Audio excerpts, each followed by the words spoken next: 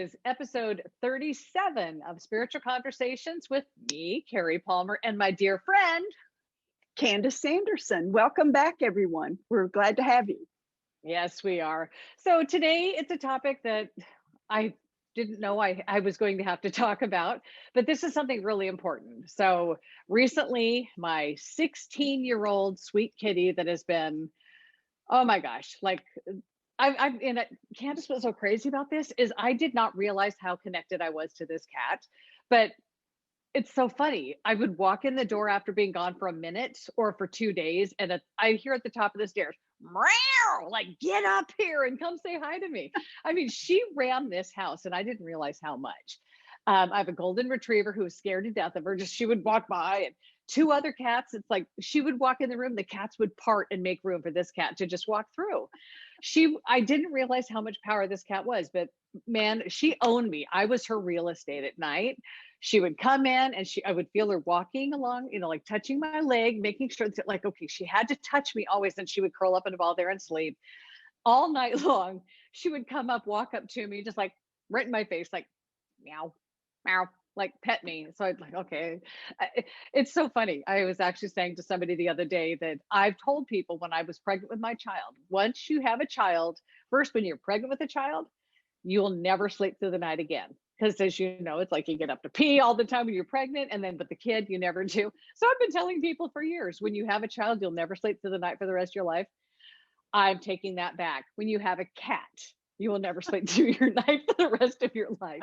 I've slept through the night now, and I'm like, wow, how did I do that? So I didn't know how I was going to be able to take it when she was passing. So it turns out she was healthy as could be. Just everything about her, light as a feather, big, fluffy, beautiful cat. And I will put some pictures in here for people to see her. How old was she? She was 6. She was almost 17. Almost. Okay. I didn't know cats lived that long. She was having trouble eating, and I was noticing, like, that is strange. And so I took her to the vet immediately, and I'm like, there's something wrong. And of course, we can't go in because of COVID, so I have to just leave her in, right. And then they call me. But they said, yeah, we found a tumor under her tongue. And they said, we don't know how long it's been there, but I do know because she stopped grooming like 6 months prior. And we just thought it was old age and aches, but it's because it made it very impossible for her to groom. So she was doing okay. She was a trooper. I mean, I got like just chicken thighs, and I took all the meat and the fat and everything, and I just put it in the blender, made her like all these delicious food, and I spoon fed her because she had to bite down on it differently. So it was challenging for the last couple of, ever since we found out she had the tumor, but it went really fast. It got to the point where she just could not eat, but her personality was still there. She was still, everything about her was still there. And so it's like, of course, I mean, I came to you about this too. I'm like, help, can you ask her if she's suffering? And I know and that was the one thing, I was using my pendulum a lot. I'm like, is she in pain? Is she in pain? And when it was like, no. And I kind of use the barometer. If she's eating and drinking, I think she's okay. Right. But yeah, the day she couldn't eat, she tried, she gave it all she could, and she couldn't eat. So what I did do too is she was messy. She had like food, she was crunchy all over her body because she was trying to eat, and just, it was everywhere. She couldn't clean herself. She couldn't groom. I mean, she was trying, but she was like, right. She was drooling terribly because of the tumor. So she was like stiff, crunchy fur. So the night before, I took her in my bathroom, and she was a stubborn little thing. She didn't want like anything that wasn't what she wanted. But I took like a damp wash rag, and I set her on the sink, and I had it just lukewarm water, and I just kind of wiped her down with it, and she was purring. It was like, and I put her paws under there, and I got all the crunchies off. I just got her as cleaned up as I could. And then I took a nice soft towel and I dried her off. And I could tell she was pretty happy about it. So that night she slept under my covers right next to me all night long. And we had an appointment at 8:30 the next morning, and I'm not going to cry. And it was just like, I just knew it was what I had to do. But it was as if she knew, which was crazy. I'm carrying her in the car, and John's driving, and she's like looking out the window, and she never has that vantage point, usually in a carrier. So she was just so precious. And then when we get there, they do let us in, thank goodness for this. We went into the room, and I just had John do all the paperwork. I'm like, I'm just going to sit here, hold her, and love her. And she's purring the entire time. And she climbs behind me and hops in my coat. And then they come in, And so they had us lay her on this really velvet throw, and she starts purring like crazy as they're shaving her leg to put the little IV in, and they're like, okay, we're gonna do it. Um, and so I'm just like holding her and hugging her, and she was purring like it was like thank you. Yes. um, And, Carrie, it is exactly like, thank you. You said something just a while ago about as if she knew or whatever, but she did know. She did know. Now, remember, she's like a family member to you. Our More pets than are most like family that. members. Our animal, our four-legged family and friends to us. Yeah. And the fact that even the last night she crawled under the covers and just slept right on top of you. She knew. Animals operate by instinct. We know that. And that is the pureness of energy. It's purity of the heart. They know how to communicate and they know what's going on. She knew what was going on. And Yeah. how did she react? She was thankful. She Yeah. was And thankful to you. I mean, I've had two cats in my life that were the most remarkable animals ever. And I'm so thrilled because Hannah got to experience both of them. Cheetah was the best cat ever, who was here until Hannah was, I don't know, 5, maybe 6 or so. And she had a real, like 7 years old, had a stomach cancer that it was unbelievable. But then Coda, who was the cat that we got for Cheetah, and so just having her presence here, and it was like when my sister passed, there was no emotion, but we weren't really close. I haven't seen her in ages. And I honestly, and I think I've told you this before, when another human, when it comes to humans, I honestly don't think I'm going to have any problem or that much emotion connected to a passing of a human. And I'm not very close to a lot of humans, but even those that I'm very close to, because I get that and we can talk about it. But I couldn't have the conversation with my cat. And so, right the day after she passed, I was going to the ocean anyway. And I went there for like 4 days. And I had to mourn the loss of and I realized what it was too. It's not like I'm sad, I'm grieving, I'm missing her. She was right next to me for 16 years. I was her world. Right. And it was so crazy too, because when I realized she was just getting older, and I'm like, okay, I can't travel. I cannot leave to go to work because my cat needs me. Right. And there's nobody else that I know that would ever consider that. It's like, I would just not go anywhere. It's like, I'm not going to go on a trip. I'm not going to go skiing for 2 days. I have this cat who is not, she's going to be around maybe a year, who knows, but it's my responsibility. So it was my duty to be here with her, and it was my honor to be here with her. And I know she knew it, because that was all I did was go to work. So it was like literally having to be able to, when I came back from the coast, walk in the door and not hear that screaming at me, and not having her greet me in my bed. And it's like, I've got this blanket on my bed I'm not going to wash because it still smells like her. But it was like, I didn't realize how much I would miss her. And, just the idea of her. Because the connection you had with her was unconditional love. Yeah. Even though she ruled the house, the other animals knew it, the people knew it. If she wanted something, you knew it. She was in control.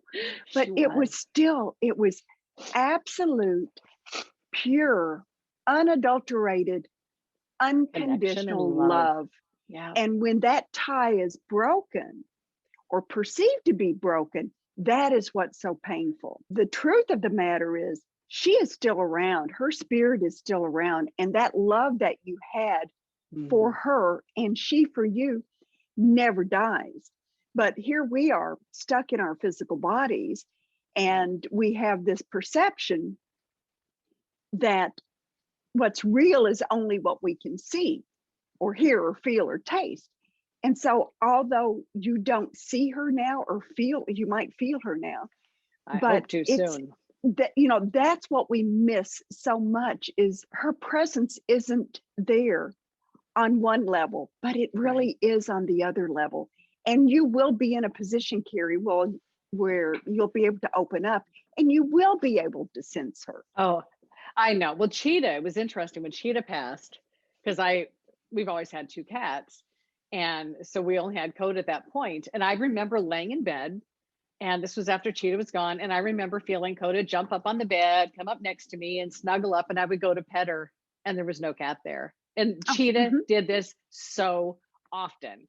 And that's why I'm telling Coda, all right, come on, you're gonna snuggle with me. And it's like, I'm like, you come here, I want you to snuggle with me. And I know she will in time. I don't know, she'll acclimate, but she'll be here too. But I'm fully expecting to feel my kitty sleeping with me again soon. But Good, yeah, good. it's like knowing that I've had to experience this, and I'm very super close to my dog. And I've got two other cats here that I've had long conversations with. I love you, but I'm not going to get connected to you like I have been. Because once Coda passed, and knowing that my dog is here, and like when John's around or whatever, I was able to leave. And it's like now, it's like after 16 years of being committed to one thing so solid, it's like now I'm free to move about the cabin. And it's Right. crazy. It's like I can now move to the coast. I can do, and I wanted to do that with Coda, but I just knew that, it just She happened couldn't so handle it. fast. Right, Yeah. right. Oh, but so yeah, yeah, being a evolved spiritual being, humans, I get it. When they pass, I'll be like, oh, you're going to transition, cool. But as far as animals, no. And I'll be going through this one more time. But then, yeah, I think I'll be done with mourning because I'll only mourn for my animals because, yeah, I don't need to mourn for human because we all know better than that. This is just temporary. Yeah, I just miss her. Oh, I It's my know that girl. you do. So bring this full circle. What kind of lessons are you learning from this now? Because I do know that my future is going to be with me moving and shaking and traveling and doing things. And I am too freaking loyal to my animals that I don't do things when I have them because I feel that I brought them into this place. They're mine to be responsible for that. And it stops me from living and doing stuff. So I just like, yeah, I don't think I'll be able to have any more that I'm bonded like that too. I could have like Right. I've got two boys here, they're awesome, but I can't open my heart like that to another animal at this point because I do have so much more in my future. So right now, what you're realizing is you need a break, and having a break from not having to spend 24 hours a day, with your cat will free you and open up for more opportunities for you. So that's Right. something positive. I mean, I question because like when my sister died, I'm like, why am I not feeling anything? But I remember talking of like I'm worried about with my animals, and my two seat, and I've never had animals that have lived this long. I just never really did. I just wasn't settled in one place to have them from start to finish. And it's a big undertaking and it's a big It is. commitment. We just both watched a show recently about somebody who had like this animal whisperer. And it's like, they're a commitment. It's not like you just Mhm. bring a utility there to fill up your house and leave hair or, eats the stuff you drop on the floor. They are like your children. If you're Absolutely. going to have them, you owe them. I mean, you don't just stick them in a kennel and go travel. I mean, when we got our dog, I'm like, we now take trips with the car and we can't. We Right. take wherever the dog can go. It's the commitment to the animals that they're not just a utility. They are part of your family when you bring them in. I don't care if it's a gerbil, a fish, or, well, okay, I wouldn't take a fish camping. When you commit to them, commit for their life. They need it. Right. They deserve it. Right. They depend on it. It was hard. It was sad, but she is in a better place. Right. And I do understand she will be there when I transition. And Absolutely. I'm going to have a lot of animals there waiting for me. I know I will. And that's a question I've gotten before in the past. People wonder, are there pets in heaven or on the other side? And absolutely, absolutely they are. And so our loved ones, when they pass, whether they're two-legged or four-legged, they're going to be with us and they'll be there for us when it's our time to transition. The beautiful thing about the four-legged family members is that they have more flexibility and they can cross back over that rainbow bridge and they can see us and communicate with us more readily than what people can. So Yeah. I can't wait till our next episode and you say, guess who came to see me today? Yes, I know. And it's going to happen. It's going to happen. Yes, soon. it will. So until next time, thank you for listening. Tune in again, subscribe and share. And we're glad you're here with us. Yes, we are. Till next time. Goodbye. Thank you. Thank you. Bye. Bye.